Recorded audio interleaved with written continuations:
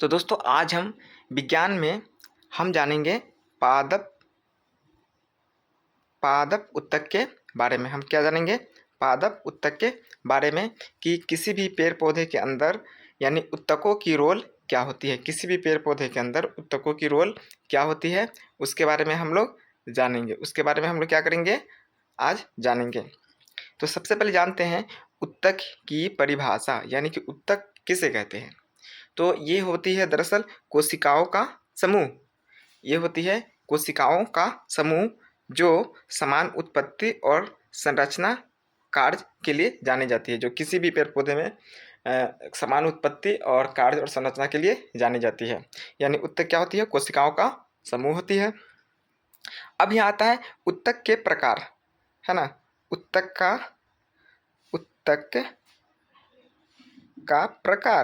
का प्रकार इसके दो होते हैं। दो प्रकार होते हैं जो हम आगे देखेंगे।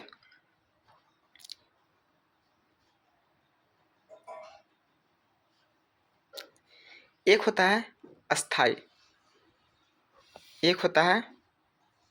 पहला होता है आपका अस्थाई, दूसरा होता है अस्थाई।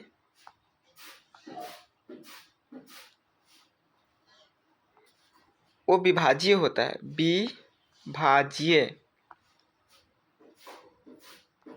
मतलब वो विभाज्य होती है। जो अस्थायी होती है वो विभाज्य, मतलब वो अपने आप को टूट के और सारे नए नए उत्तकों का निर्माण करती रहती है।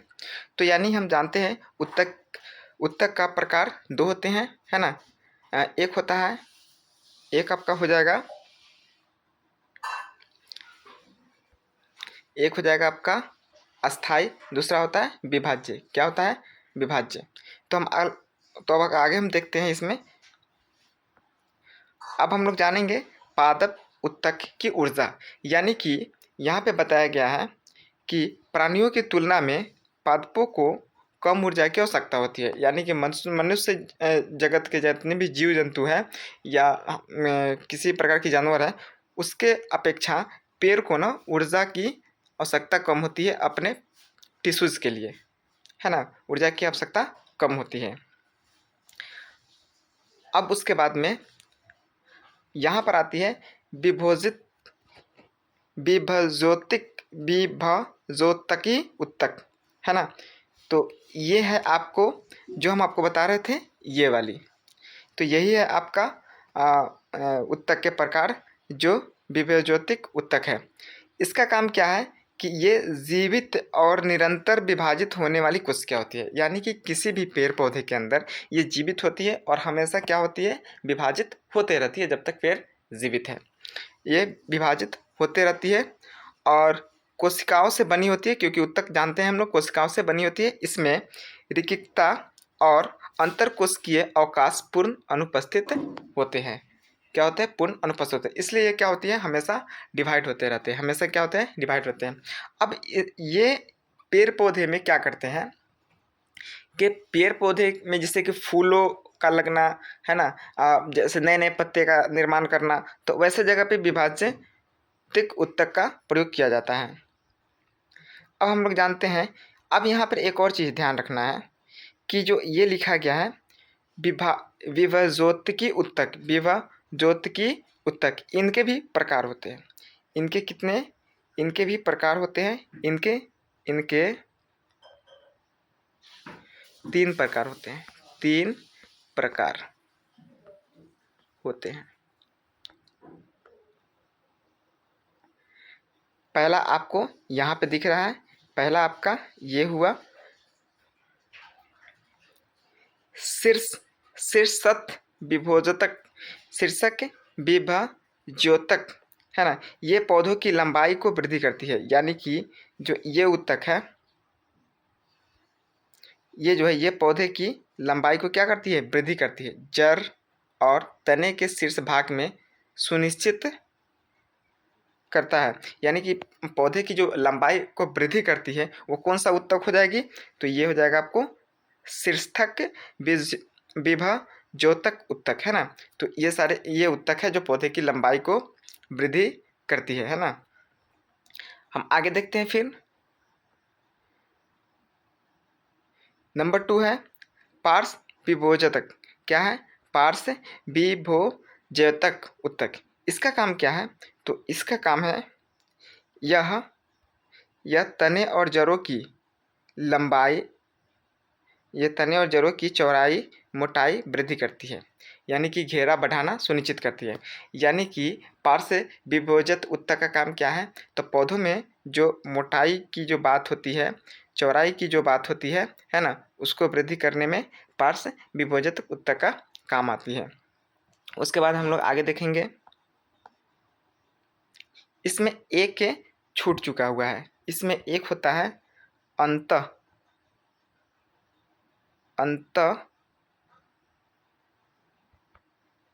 अंत विशिष्ट उत्तक होता है उत्तक।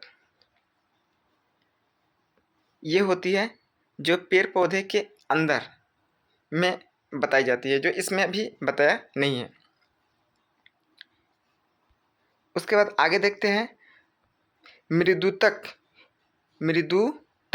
ये दरअसल है, ये आपको ये जो है अस्थाई उत्तक के भाग, ये अस्थाई उत्तक के भाग है। मृदुतक उत्तक जो है ये अस्थाई उत्तक के भाग है। इसका मुख्य कार्य है पौधों के लिए भोजन का संचयन, यानी कि स्टोर करना है। इसका स्थिर का काम है।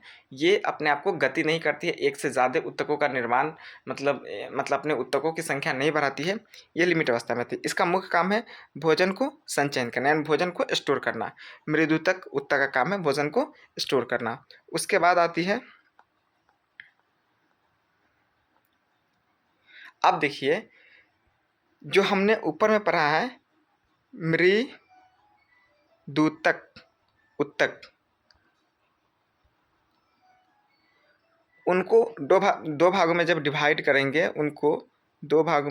करेंगे, तो उसमें से ये आएगा पहला, वायुतक।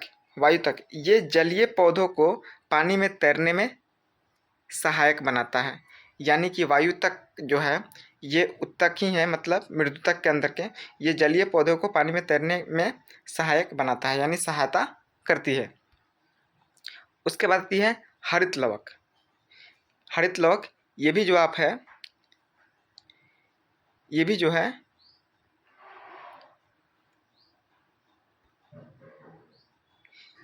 हरित लवक है, ये भी मृदुतक उत्तक के ही भाग है, हरित लवक, है ना। ये पौधों में प्रकाश संश्लेषण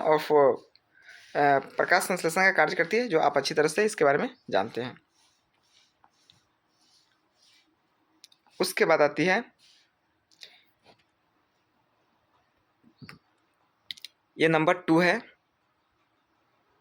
अस्थाई उत्तक। ये नंबर 2 है अस्थाई उत्तक, यानी कि स्थूल कोनोतक उत्तक है।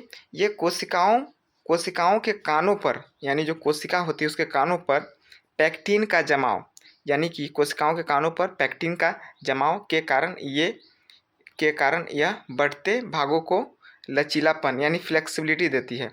यानी कि स्थूल कोनोतक उत्तक का काम क्या है? तो यानी कोशिकाओं के कानों पर पैक्टिन के जमाव करती है और यह बढ़ते भागों को क्या करना बनाती है? लचीलापन। तभी तो देखते हैं ना, जब छोटा सा डार्ली रहता है तो वह कितना लचीला रहता है, तो उसका ये काम है। ये आपको अस्थाई उत्तक का दूसरा भाग है, यानी कि उसके दूसरे हिस्सा है। और हम आगे भी देखेंगे, ये तीसरा भाग है, ये आपका हो जाएंगे तीसरा, यानी कि ये अस्थाई उत्तक, यह अस्थाई उत्तक का क्या है? तीसरा भाग है दृढ़ोतक। इसकी कोशिकाएं मृत होती है, जिन पर लिग्निन का जमाव के कारण अत्यधिक कठोरता आती है, जैसे नारियल का छिलका। यानी कुछ ऐसे पेड़ पौधे होते हैं जिनके बीजों में मतलब ये दृढ़ दृढ़ोतक जो उत्तक का क्या होती है, काम होती है। दृढ़ोतक उत्तक का काम होती है। मृत जो मतलब होती है कोशिकाएं, जो जैसे कि उदाहरण पे नारियल के छिलके, है ना, नारियल की जो छिलकी होती है जो बाहर वाली, वो जो हार्ड होती है ना, तो वैसे वैसे चीज़ों का निर्माण करते हैं। आगे देखते हैं हम लोग। इस तरह से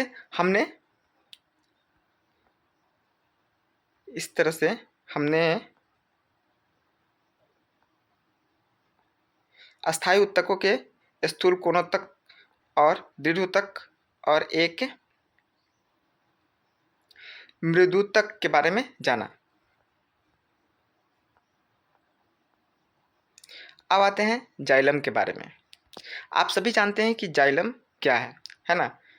जाइलम जो पेड़ पौधे में मतलब मुख्य रूप से भूमिका निभाने वाले उत्तकों में से है। जाइलम जड़ों द्वारा अवशोषित जल और खनिजों का संवहन करना, यानी कि जड़ के द्वारा मिट्टी से जल और खनिज को क्या करते हैं, खींचकर उसको ऊपर की तरफ भेजते हैं जहाँ भोजन बनाई जाती है। इसका प्रवाह केवल नीचे से ऊपर की ओर यानी कि एक दिशीय होती है, यानी कि एक ही दिशा में जाता है। जाइलम का काम क्या है, वो सिर्फ नीचे से ऊपर की तरफ ही खनिज लवण को भेजता है। इसका मुख्य घटक है मृत जलरोधी लिग्निनयुक्त होते हैं। यह केवल जाइलम मृदुत जीवित होते हैं, यानी कि ये जो होती है क्या होती है, मृत जलरोधी और लिग्नित होती है।